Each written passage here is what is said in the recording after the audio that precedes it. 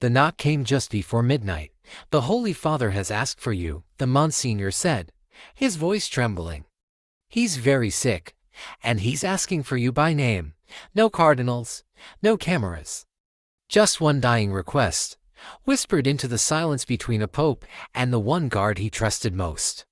So, what exactly did Pope Francis say in those final moments? Lance Corporal Elias Koenig had been preparing for another quiet watch in the barracks of the Pontifical Swiss Guard when the sound echoed through the stone corridor. 3 knocks, deliberate, unmistakable. When he opened the door, Monsignor Ventresca stood in the half-light, the Pope's longtime personal secretary. His face, usually composed behind a mask of Vatican discretion, bore something Elias had rarely seen there: genuine sorrow. "The Holy Father has asked for you," Ventresca said simply, his voice barely above a whisper. Elias felt his chest tighten. No questions formed on his lips. In the Guard, you learned to obey first and wonder later, but deep within, he already knew. The whispers had been circulating through the sacred halls for days. Pope Francis was failing. His public appearances had ceased. The quiet preparations had begun, but to be called personally, by name, at this hour. This wasn't a duty shift. It was a farewell. His fingers, steady despite the weight pressing against his ribs, worked methodically through the familiar ritual of dressing. Tunic buttoned precisely, sword belt secured. Breastplate aligned perfectly over his chest. As he pulled on his white gloves, his fingertips brushed against something tucked into the inner lining of his jacket, a small wooden rosary, gifted to him years ago by Pope Francis after one of their first private conversations. He carried it always unseen but ever present. Ventresca waited silently as Elias adjusted his beret, helmet under his arm. Once ready, the Monsignor simply nodded, and the 2 men moved together through the dim corridors of the barracks. The night air held an unusual stillness as they crossed the courtyard. St. Peter's Square stood empty, the massive colonnade embracing nothing but shadow and stone. No tourists, no cameras, just the weight of centuries watching their passage. They entered the Apostolic Palace through a side entrance, rarely used doors normally reserved for visiting dignitaries. Tonight, no ceremony announced their arrival, just the hushed echo of their footsteps against marble floors worn smooth by history. As they climbed a narrow stairwell, Elias's mind drifted back through the years to the quiet smiles Francis reserved for him after Mass, to the conversations where, improbably, a pontiff had chosen a young Swiss guard as confidant rather than merely protector, not seeking absolution, but connection. Their bond had begun 7 years earlier, when Elias was still new to Rome and to service. He had remained in the chapel long after morning Mass, kneeling alone in prayer. Most assumed the young guard was simply devout. Only Francis had recognized the weight of grief that kept him there. "You pray like a man who knows what it is to lose," Francis had said, approaching him that morning, voice gentle with understanding. He'd been right. Elias had grown up in the mountainous canton of Uri, the youngest of 3 brothers. He was the only one to survive the avalanche that had claimed not just his family but half his village. Grief had carved him hollow, then rebuilt him with duty as his foundation.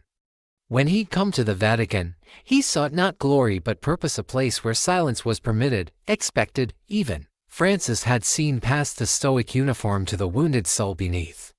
Over the years, they had met often, never officially scheduled, never recorded in Vatican logs.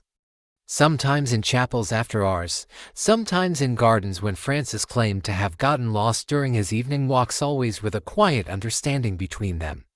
There were no grand confessions, no political discussions, just 2 men, one bearing the weight of the Church, the other the weight of memory, finding in each other a reflection of wounds the world rarely allowed them to acknowledge.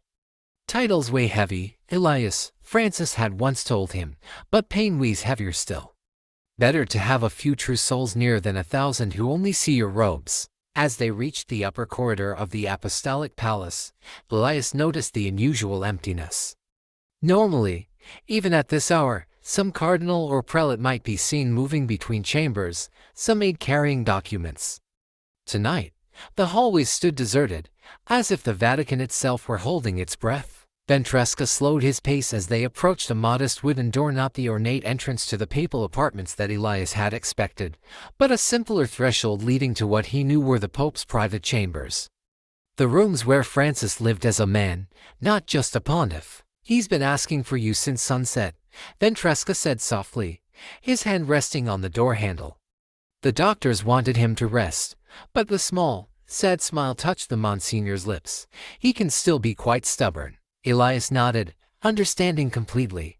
In their many conversations over the years, Francis had often joked about what he called his Argentine stubbornness, a quality that had both frustrated his advisors and endeared him to millions. Ventresca placed a hand lightly on Elias's shoulder. "He's waiting for you," he said quietly, then pushed the door open. The room beyond was dim, lit only by the soft amber glow of a single lamp.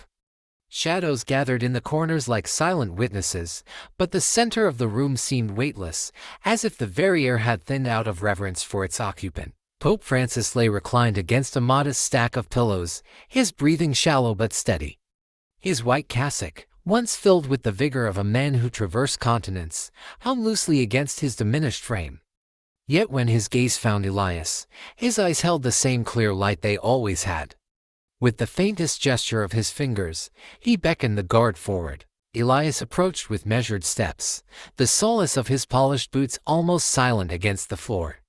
He stopped a respectful distance from the bedside and stood at attention, fighting the urge to kneel to break the formality that they had both, over time, come to understand was unnecessary between them. Monsignor Ventresca withdrew discreetly, the door closing with a barely audible click behind him. They were alone now, Pope and guard, yes. But more truthfully, two men meeting at the threshold between worlds. Francis shifted slightly, the movement requiring visible effort. He lifted one frail hand and pointed to a simple wooden chair positioned near the window, a silent invitation. Without hesitation, Elias moved to the chair and lowered himself onto it, removing his beret and resting it carefully on his knee. The crucifix on the opposite wall caught a fragment of lamplight, casting a thin shadow across the floor between them. Neither spoke for a long moment. Outside, the basilica bells tolled faintly. Midnight had passed. A new day had begun, though for one of them, days were growing precious and few. "You came," Francis finally whispered, his voice rough but warm. "Always," Elias replied, the word carrying the weight of a vow. The Pope smiled faintly. "They told me you were off duty tonight." "I was never off duty for you, Holy Father." Francis's eyelids fluttered closed momentarily, as if gathering strength not for his next breath, but for his next thought. "I was thinking," he said, "how strange it is that in the end, it's not the cardinals or the dignitaries I wish to see. Not the scholars or the politicians." He opened his eyes again, fixing them on Elias with surprising clarity. "It's you." Elias bowed his head slightly, unsure if he should speak. He waited. "You were never just a guard," Francis murmured. "You were my witness." The words hung between them, heavier than any papal decree. "You listened when others preached. You saw when others turned away," Francis continued, each breath labored but deliberate. "You never demanded, never judged, you simply stood." Elias felt the sting of terrors but held them back, discipline written into every muscle of his body. "I failed, Elias," Francis said, voice breaking slightly. "In my later years, I grew tired, I grew afraid. The world, it pulled and twisted." "You did not fail," Elias said, the words escaping him unbidden. The Pope's laugh was gentle, almost a sigh. "Even saints fail, my son, and I am no saint." He reached out, and Elias leaned closer so that Francis's hand could rest against his wrist. "I called you here not for confession," Francis whispered, "but for remembrance." Elias waited, the words settling like stone in his chest. Francis's hand tightened slightly around Elias's wrist, his voice dropping to a rasp, yet each syllable distinct and clear. "When no one else remembers, you must." Elias closed his eyes, committing the words to memory, carving them into his heart alongside his grief, his duty, his faith. "You must remember what we spoke about. When the marble halls forget, when the thrones change hands, when the cameras fade and the world moves on without me, remember what it meant to care in silence." Elias opened his eyes and nodded once, a small gesture, but absolute in its promise. The Pope's hand fell away, exhausted by even this small effort. Outside, a night breeze stirred the curtains. Inside, a sacred covenant was sealed, invisible, yet more binding than any oath Elias had sworn under the guard's ancient flag. The room seemed to draw inward around them, tightening with each labored breath the Holy Father took. Rome slept beneath a veil of mist beyond the windows, unaware that within these walls, the final moments of an era were unfolding in near-perfect silence. Elias remained close, watchful but respectful. His gloved hand rested on the chair's arm, ready if Francis should need him again. But the Pope's eyes remained closed, his face a portrait of exhaustion and peace intertwined. Minutes passed, perhaps hours. Time lost meaning in that sacred bubble between worlds. Then, as if rising from deep water, Francis stirred.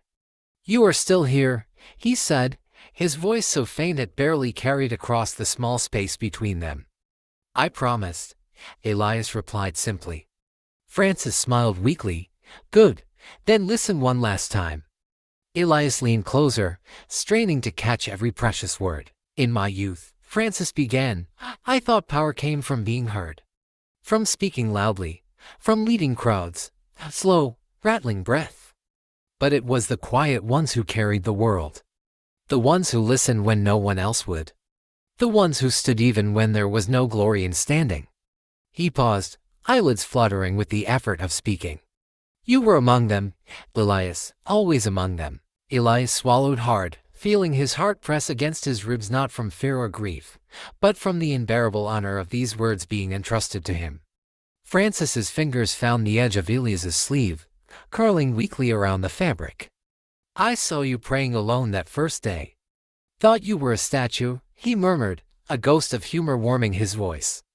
"Then I realized you were speaking more to God in that silence than I had in all my sermons." Elias shifted slightly, his eyes burning. He hadn't expected this unburdening, this stripping away of the final layers that separated Pope from man. "I envied you," Francis confessed. "Your faith wasn't complicated. It was pure." Elias shook his head gently.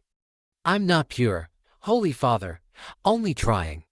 Francis's hand gave the smallest squeeze. "Trying is all he asks."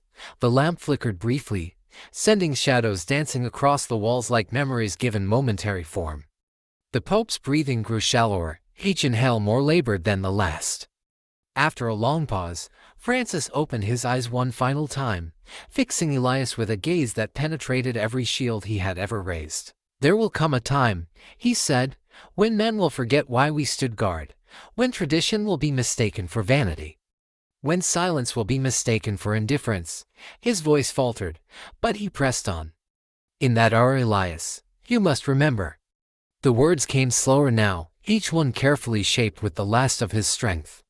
"Remember that love without noise is still love. A final, fragile breath, and that service without audience is still service." Elias bowed his head, unable to hold back the tears that slid silently down his cheeks. But he made no sound, his shoulders did not shake. His posture did not bend, he wept as a guard weeps, silent, reverent. Francis closed his eyes one last time and they did not reopen. His hand slipped gently from Elias's sleeve to rest against the linen bedsheet. Outside, a distant bell tolled once, not the solemn announcement of papal passing, but the quiet marking of an hour, unaware that time had shifted irrevocably inside these walls. Elias remained kneeling by the bedside, the Pope's final charge echoing in his mind like a sacred vow. "When no one else remembers, you must." And he would. He would carry it not as a burden, but as a trust. A final duty not of arms or armor, but of memory. If this story touched you, please like, share, and subscribe to Guard's Moments for more powerful tales of honor, duty, and the quiet heroes who stand when no one is watching. Drop a comment below, we'd love to hear your thoughts. Until next time, stand firm, remember deeply, and keep the flame alive.